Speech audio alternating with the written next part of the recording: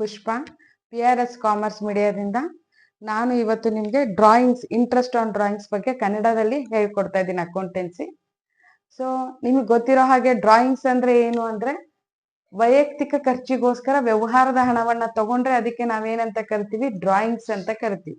Personal ಯೂಸ್ಗೆ ಬಿಸ್ನೆಸ್ಸಿನ ಹಣವನ್ನ ತಗೊಂಡ್ರೆ ಅದಕ್ಕೆ ನಾವೇನಂತ ಕರಿತೀವಿ, ಡ್ರಾಯಿಂಗ್ಸ್ ಅಂತ ಕರಿತೀವಿ. ನೀವು ಈಗಾಗಲೇ ಕಲ್ತಿರ್ಬೇಕು ಅನ್ಸುತ್ತೆ ಕ್ಲಾಸಲ್ಲಿ. ಸೊ ಈ ಇಂಟ್ರೆಸ್ಟ್ ಆನ್ ಡ್ರಾಯಿಂಗ್ಸ್ ಒಳಗೆ ನಿಮಗೆ ಒಂದು ಕಂಪಲ್ಸರಿ 6 ಮಾರ್ಕ್ಸ್ ಕ್ವಶನ್ ಬರುತ್ತೆ ಸೆಕೆಂಡ್ ಇಯರ್ಗೆ.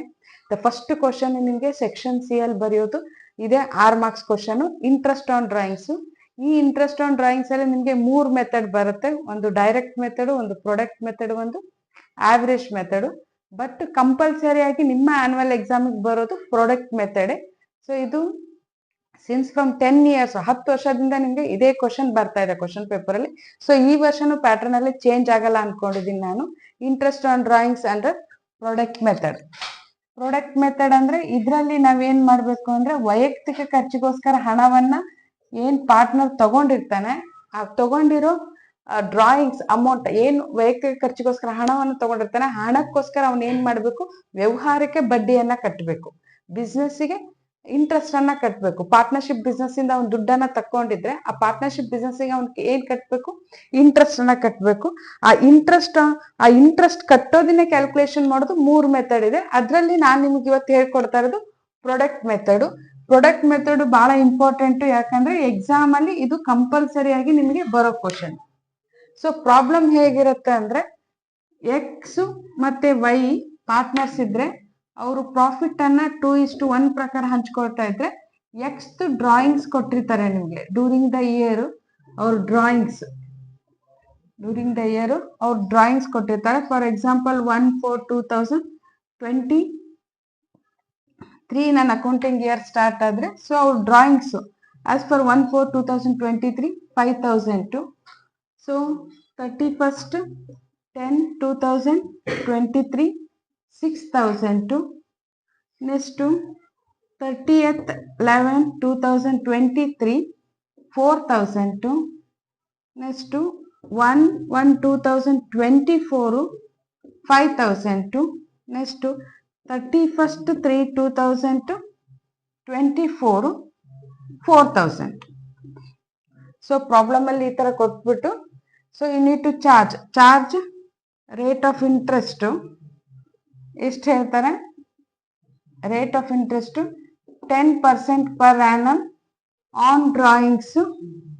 You need to calculate the interest on drawings.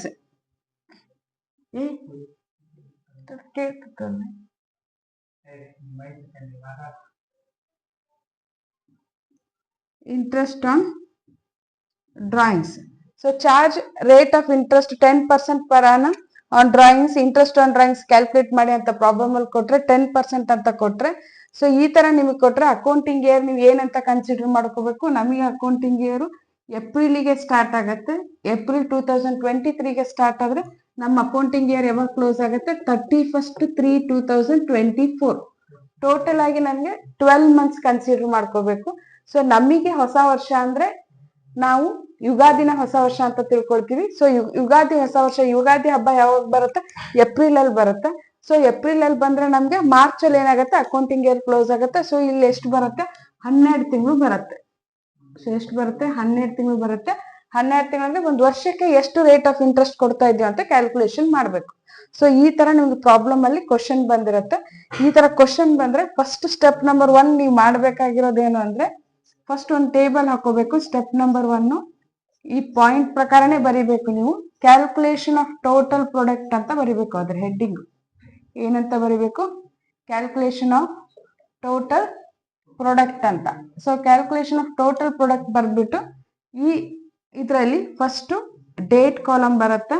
Next amount of drawings ಬರುತ್ತೆ. ನೀವೇನ್ ಡ್ರಾಯಿಂಗ್ಸ್ ತಗೊಳ್ತೀರಾ ಡ್ರಾಯಿಂಗ್ಸ್ ಬರುತ್ತೆ. ಥರ್ಡ್ ಔಟ್ಸ್ಟ್ಯಾಂಡಿಂಗ್ ಪೀರಿಯಡ್ ಅಂದ್ರೆ ಎಷ್ಟು ತಿಂಗಳು ಅದನ್ನ ಬಳಸ್ಕೊಂಡಿದ್ದೀರಾ ಅಂತ. ಫೋರ್ತ್ ಬಂದ್ಬಿಟ್ಟು ಪ್ರಾಡಕ್ಟ್. ಸೊ ಒಟ್ಟು ಎಷ್ಟು ಕಾಲಮ್ ಮಾಡ್ಕೋಬೇಕು ನೀವು, 4 ಕಾಲಮ್ ಮಾಡ್ಕೋಬೇಕು ಇದರಲ್ಲಿ. ಸೊ ಒಂದು ಡೇಟ್ ಕಾಲಮ್, ಒಂದು ಅಮೌಂಟ್ ಆಫ್ ಡ್ರಾಯಿಂಗ್ಸ್, ಒಂದು ಔಟ್ಸ್ಟ್ಯಾಂಡಿಂಗ್ ಪೀರಿಯಡ್, ಒಂದು ಪ್ರಾಡಕ್ಟ್. ಸೊ ಇಲ್ಲಿ ಡೇಟ್ ಅಂದ್ರೆ ಪ್ರಾಬ್ಲಮ್ ಅಲ್ಲಿ ಏನಿದೆ ಅದೇ ಬರಿಬೇಕು. 1/4/2023ಗೆ ಎಷ್ಟು ಡ್ರಾ ಮಾಡಿದಾನೆ? 5,000 ಡ್ರಾ ಮಾಡಿದಾನೆ. 31/10/2023ಕ್ಕೆ ಎಷ್ಟು ಡ್ರಾ ಮಾಡಿದಾನೆ? 6,000 ಡ್ರಾ ಮಾಡಿದಾನೆ. 30/11/2023ಕ್ಕೆ ಎಷ್ಟು ಡ್ರಾ ಮಾಡಿದಾನೆ? 4,000 ಡ್ರಾ ಮಾಡಿದಾನೆ.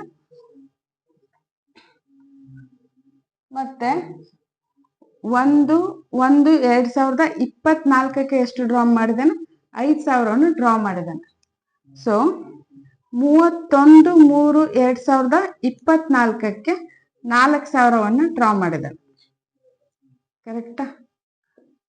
ಸೊ ಕ್ವಶನ್ ಅಲ್ಲೇ ಕೊಟ್ಟಿದ್ದಾರೆ. ಮತ್ತೆ ಕ್ವಶನ್ ಅಲ್ಲಿ ಏನ್ ಕೊಡ್ತಾರೆ? Assuming that books are closed. Assuming that books are closed on 31st March 2024 ಅಂತ ಪ್ರಾಬ್ಲಮ್ ಅಲ್ಲಿ ಕೊಟ್ಟಿರ್ತಾರೆ. 31st March 2024 ಅಂತ ಕೊಟ್ಬಿಟ್ಟು ಈ ತರ ಕೊಟ್ರೆ ಕ್ವಶನ್ ಅಲ್ಲಿ, ಈಗ ನಾವು ಕ್ವಶನ್ ಅಲ್ಲಿ ಇರೋ ಮಾಹಿತಿನ ಆನ್ಸರ್ ಅಲ್ಲಿ ಫಸ್ಟ್ ಬರ್ಕೊಂಡ್ವಿ. 2 ಕಾಲಮ್ ಅಲ್ಲಿ, ಒಂದು ಡೇಟ್ ಕಾಲಮ್ ಅಲ್ಲಿ, ಒಂದು ಅಮೌಂಟ್ ಆಫ್ ಡ್ರಾಯಿಂಗ್ಸ್ ಅಲ್ಲಿ. ಈಗ ನಾನು ಔಟ್ಸ್ಟ್ಯಾಂಡಿಂಗ್ ಪೀರಿಯಡ್ ಕ್ಯಾಲ್ಕುಲೇಟ್ ಮಾಡ್ಬೇಕು.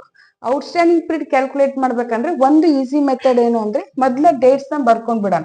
ನಾವು ತಿಂಗಳನ್ನ ಬರ್ಕೊಳ್ಳೋಣ. First April, May, June, July, August, September, October, November, December, January, February, March. So ಎಷ್ಟು ತಿಂಗಳಾಯ್ತು? ಒಟ್ಟು 12 ತಿಂಗಳಾಯ್ತು. ಎಷ್ಟಾಯ್ತು? 12 ತಿಂಗಳಾಯ್ತು. ಸೊ 1ನೇ ತಾರೀಕು ಡ್ರಾ ಮಾಡಿದ್ರೆ ಆ ತಿಂಗಳನ್ನ ಕನ್ಸಿಡರ್ ಮಾಡ್ಕೋಬೇಕು. ಅದೇ 31 ಮಾಡ್ಕೊಂಡ್ರೆ ಆ ತಿಂಗಳನ್ನ ಕನ್ಸಿಡರ್ ಮಾಡ್ಕೋಬಾರ್ದು. ಸೊ ಇಲ್ಲಿ 1-4 ಅಂತ ಹೇಳಿದ್ರೆ ಆ ತಿಂಗಳನ್ನ ಕನ್ಸಿಡರ್ ಮಾಡ್ಕೋಬೇಕು. ನಾನು ಕನ್ಸಿಡರ್ ಮಾಡ್ಕೊಂಡ್ರೆ 4ನೇ ತಿಂಗಳು ಕನ್ಸಿಡರ್ ಮಾಡ್ಕೊಂಡ್ರೆ 1, 2, 3, 4, 5, 6, 7, 8, 9, 10, 11, 12. ಸೊ ಎಷ್ಟು ತಿಂಗಳಾಯ್ತು? ಟೋಟಲ್ ಆಗಿ 12 ತಿಂಗಳಿಗೆ ನಾವು ಬಡ್ಡಿಯನ್ನ ಕಟ್ಬೇಕು. ಎಷ್ಟಕ್ಕೆ? ಈ 5,000ಕ್ಕೆ. ಸೊ ಅದೇ ತರ ಇಲ್ಲಿ 6,000 ಡ್ರಾ ಮಾಡಿದಾರೆ. ಯಾವತ್ತು ಡ್ರಾ ಮಾಡಿದಾರೆ? 31/10/2023ಕ್ಕೆ ಡ್ರಾ ಮಾಡಿದಾರೆ. ಅಂದ್ರೆ 10ನೇ ತಿಂಗಳನ್ನ ಡ್ರಾ ಮಾಡಿದಾರೆ. 10ನೇ ತಿಂಗಳು ಲಾಸ್ಟ್ ದಿನ ಆಗಿರೋದ್ರಿಂದ ಆ ತಿಂಗಳಿಗೆ ಕೊಡಲ್ಲ ನಾವು ಬಡ್ಡಿನ. ಯಾವ ತಿಂಗಳಿಗೆ? 31/10ಕ್ಕೆ. 10ನೇ ತಿಂಗಳಿಗೆ ನಾವು ಬಡ್ಡಿಯನ್ನ ಕೊಡಲ್ಲ. ಸೊ 10ನೇ ತಿಂಗಳನ್ನ ಬಿಟ್ಟು 11ನೇ ತಿಂಗಳಿಂದ ಕೌಂಟ್ ಮಾಡ್ಬೇಕು. ಸೊ 1, 2, 3, 4, 5 ಎಷ್ಟು ತಿಂಗಳಾಯ್ತು? 5 ತಿಂಗಳಾಯ್ತು. ಸೊ ಇಲ್ಲಿ ಏನ್ ಬರುತ್ತೆ ನಿಮ್ಗೆ? 5 ತಿಂಗಳು ಔಟ್ಸ್ಟ್ಯಾಂಡಿಂಗ್ ಪೀರಿಯಡ್ ಬರುತ್ತೆ. ಸೊ ಇಲ್ಲಿ ನೋಡಿ 30/11/2023 ಇದು ಕೊನೆಯ ದಿನನೇ. ಆ ಮಂತಿನ ಕೊನೆಯ ದಿನ ವಿಡ್ರಾ ಮಾಡೋದ್ರಿಂದ ಸೊ ನಾವು 11ನೇ ತಿಂಗಳು ಬಡ್ಡಿ ಕೊಡಲ್ಲ. 12ನೇ ತಿಂಗಳಿಂದ ಬಡ್ಡಿ ಕೊಡ್ತೀವಿ ಆ ಅಮೌಂಟಿಗೆ, ಈ 4,000 ಅಮೌಂಟಿಗೆ. ಸೊ 11ನೇ ತಿಂಗಳು ಬಿಟ್ಟು 12ನೇ ತಿಂಗಳಿಂದ ತಗೊಂಡ್ರೆ 1, 2, 3, 4. ಸೊ ಎಷ್ಟು ತಿಂಗಳಿಗೆ ಕೊಟ್ಟಂಗಾಗತ್ತೆ? ಒಟ್ಟು 4 ತಿಂಗಳು. ಸೊ ಅದೇ ತರ ಇಲ್ಲಿ ನೋಡ್ಕೊಳ್ಳಿ, ಜನವರಿ 1ಕ್ಕೆ ವಿಡ್ರಾ ಮಾಡಿದಾನೆ. ಜನವರಿ 1ಕ್ಕೆ ವಿಡ್ರಾ ಮಾಡಿದ್ರೆ ಜನವರಿ ತಿಂಗಳು ಬಡ್ಡಿಯನ್ನ ಕೊಡಬೇಕು ಅದಕ್ಕೆ. ಯಾಕಂದ್ರೆ starting of the month date ಇರೋದ್ರಿಂದ. ಸೊ ಜನವರಿ, ಫೆಬ್ರವರಿ, ಮಾರ್ಚ್ ಎಷ್ಟು ತಿಂಗಳಾಯ್ತು? 3 ತಿಂಗಳಾಯ್ತು. ಸೊ ಅದೇ ತರ ಇಲ್ಲಿ 31 ಮಾರ್ಚ್ ಇದೆ ನೋಡಿ. ಈ ಕೊನೆ ದಿನ ಎಲ್ಲಿದೆ? ಇಲ್ಲಿ 31 ಮಾರ್ಚ್ ಇದೆ. ಸೊ ಆ ತಿಂಗಳು ಲಾಸ್ಟ್ ದಿನ ಡ್ರಾ ಮಾಡಿದ್ರೆ ಅದಕ್ಕೆ ನಾವೇನು ಬಡ್ಡಿಯನ್ನ ಕೊಡ್ಬೇಕಾಗಿಲ್ಲ. ಸೊ ಅದಕ್ಕೆ ಇಲ್ಲಿ ಔಟ್ಸ್ಟ್ಯಾಂಡಿಂಗ್ ಪೀರಿಯಡ್ ಏನ್ ಬರುತ್ತೆ? ನಮ್ಗೆ 0 ಬರುತ್ತೆ. ಓಕೆ, ಸೊ ಇಷ್ಟು ತಿಳ್ಕೊಂಡಿದ್ದೀರಾ ಅನ್ಕೊಂಡಿದೀನಿ. ಔಟ್ಸ್ಟ್ಯಾಂಡಿಂಗ್ ಪೀರಿಯಡ್ ಹೇಗ್ ಬಂತಂತ ಗೊತ್ತಾಯ್ತು ಅನ್ಕೊಂಡಿದೀನಿ. ಸೊ ಈಗ ಈ ಬಂದಿರೋ ಔಟ್ಸ್ಟ್ಯಾಂಡಿಂಗ್ ಪೀರಿಯಡ್ ನ ನಾವೇನ್ ಮಾಡ್ಬೇಕು? ಅಮೌಂಟ್ ಆಫ್ ಡ್ರಾಯಿಂಗ್ಸ್ ಇಂದ ಮಲ್ಟಿಪ್ಲೈ ಮಾಡ್ಬೇಕು. ಸೊ 5,000 ಇಂಟು 12 ಮಾಡ್ಬೇಕು. ನೋಡಿ 5,000 ಇಂಟು 12 ಮಾಡಿದ್ರೆ ಎಷ್ಟು ಬರುತ್ತೆ ನಿಮ್ಗೆ? 5,000 ಇಂಟು 12 ಮಾಡಿದ್ರೆ 60,000. ಓಕೆ, ಸೊ 6,000 ಇಂಟು 5 ಮಾಡಿದ್ರೆ ನಿಮ್ಗೆ ಎಷ್ಟು ಬರುತ್ತೆ? 6×5 30,000. ಸೊ 4,000ನ 4ಇಂದ ಇದು ಮಾಡಿದ್ರೆ ಎಷ್ಟು ಬರುತ್ತೆ ನಿಮ್ಗೆ? 16,000. ಸೊ 5,000ನ 3ಇಂದ ಇದು ಮಾಡಿದ್ರೆ ಎಷ್ಟು ಬರುತ್ತೆ ನಿಮ್ಗೆ? 15,000. ಸೊ 4,000 ಇಂದ 0ನ ಮಲ್ಟಿಪ್ಲೈ ಮಾಡಿದ್ರೆ ನಿಮ್ಗೆ ಎಷ್ಟು ಬರುತ್ತೆ? 0ನೇ ಬರುತ್ತೆ. ಓಕೆ, ಸೊ ಈಗ ಬಂದಿರೋ ಈ ಪ್ರಾಡಕ್ಟ್ ನ ನಾನು ಏನ್ ಮಾಡ್ಬೇಕು? ಟೋಟಲ್ ಪ್ರಾಡಕ್ಟ್ ಅಂತ ಟೋಟಲ್ ಮಾಡ್ಬೇಕು. ಇದನ್ನ ಟೋಟಲ್ ಮಾಡ್ಕೋಬೇಕು. ಇದು ಹೇಗ್ ಬಂತು? ಈ 60,000 ಹೇಗ್ ಬಂತು ಅಂದ್ರೆ 5,000 ಇಂಟು 12 ಮಾಡಿದ್ವಿ, 6,000 ಇಂಟು 5 ಮಾಡಿದ್ವಿ, 4,000 ಇಂಟು 4 ಮಾಡಿದ್ವಿ, 5,000 ಇಂಟು 3 ಮಾಡಿದ್ವಿ, 4,000 ಇಂಟು 0 ಮಾಡಿದ್ರೆ ಇಲ್ಲಿ ಏನ್ ಬಂತು? 0 ಬಂತು. ಸೊ ಈಗ ಇದಿಷ್ಟನ್ನು ಟೋಟಲ್ ಮಾಡಿದ್ರೆ ಎಷ್ಟು ಬರುತ್ತೆ ನೋಡಿ? 90, 1,00,000, 1,10,000, 1,10,000 ಪ್ಲಸ್ ಇದು 11, 1,10,000 ಪ್ಲಸ್ 11 ಮಾಡಿದ್ರೆ ಎಷ್ಟು ಬಂತು? 1,21,000 ಬಂತು ನಿಮ್ಗೆ. ಟೋಟಲ್ ಆಗಿ ಎಷ್ಟು ಬಂತು? 1,21,000 ಬಂತು. ಈಗ ಪ್ರಾಬ್ಲಮ್ ಅಲ್ಲಿ ಕೊಟ್ಟಿರೋ ಡೇಟ್ಗೂ ಡ್ರಾಯಿಂಗ್ಸ್ ಅಮೌಂಟ್ಗೂ ನಾವೇನ್ ಕ್ಯಾಲ್ಕುಲೇಟ್ ಮಾಡ್ಕೊಂಡ್ವಿ? ಪ್ರಾಡಕ್ಟ್ ಅನ್ನ ಕ್ಯಾಲ್ಕುಲೇಟ್ ಮಾಡ್ಕೊಂಡ್ವಿ. ಸೊ ಸ್ಟೆಪ್ ನಂಬರ್ 2 ಏನ್ ಮಾಡ್ಬೇಕು ಅಂದ್ರೆ, ನೀವು ಫಸ್ಟ್ ಫಾರ್ಮುಲಾ 1 ಬರಿಬೇಕು. ಸೊ ನೋಡ್ಕೊಳ್ಳಿ, ಇದಿಷ್ಟು ಬಾಕ್ಸ್ ಮಾಡಿದ್ರೆ ನಿಮ್ಗೆ ಎಷ್ಟು ಬರುತ್ತೆ? 3 ಮಾರ್ಕ್ಸ್ ಬರುತ್ತೆ. ಇಷ್ಟು ಬಾಕ್ಸ್ ಮಾಡಿದ್ರೆ 3 ಮಾರ್ಕ್ಸ್. ಸೊ ಈಗ ಸೆಕೆಂಡ್ ಸ್ಟೆಪ್ ಏನು ಅಂದ್ರೆ, ಇಂಟ್ರೆಸ್ಟ್ ಆನ್ ಡ್ರಾಯಿಂಗ್ಸ್ ಗೆ ಫಾರ್ಮುಲಾವನ್ನ ಬರಿಬೇಕು. ನೀವು ಇಂಟ್ರೆಸ್ಟ್ ಆನ್ ಡ್ರಾಯಿಂಗ್ಸ್ ಗೆ ಏನ್ ಬರಿಬೇಕು? ಫಾರ್ಮುಲಾ ಬರಿಬೇಕು. Interest on drawings is equal to total product into rate. ಇದು formula. Total product into rate into 1/12. ಎಷ್ಟು ಬರುತ್ತೆ? 1/12 ಬರುತ್ತೆ. ಸೊ 1/12 ಮಾಡ್ಕೊಂಡು ಮೊದಲು ಈ ಫಾರ್ಮುಲಾ 1 ಬರಿಬೇಕು. ಸೊ ಈ ಫಾರ್ಮುಲಾ ಬರೆದ್ರೆ ನಿಮಗೆ 1 ಮಾರ್ಕ್ಸ್ ಆನ್ಯುವಲ್ ಎಕ್ಸಾಮ್ಗೆ. ಫಾರ್ಮುಲಾ ಕಂಪಲ್ಸರಿ ಬರೀಲೇಬೇಕು. ಅದಾದ್ಮೇಲೆ ಕ್ಯಾಲ್ಕುಲೇಷನ್ ತೋರಿಸ್ಬೇಕು. 1,21,000 ಇಂಟು, ಇಲ್ಲಿ ನೋಡಿ ರೇಟ್ ಅಂತ ಹೇಳಿದ್ದಾರೆ. ಪ್ರಾಬ್ಲಮ್ ಅಲ್ಲಿ ರೇಟ್ ಏನಿದೆ? 10% ಇದೆ. ಪ್ರಾಬ್ಲಮ್ ಅಲ್ಲಿ ರೇಟ್ ಏನಿದೆ? 10% ಇದೆ. ಸೊ 10/100 ಇಂಟು 1/12 ಮಾಡಿ ನೋಡಿ ಎಷ್ಟು ಬರುತ್ತೆ ಅಂತ ಆನ್ಸರ್.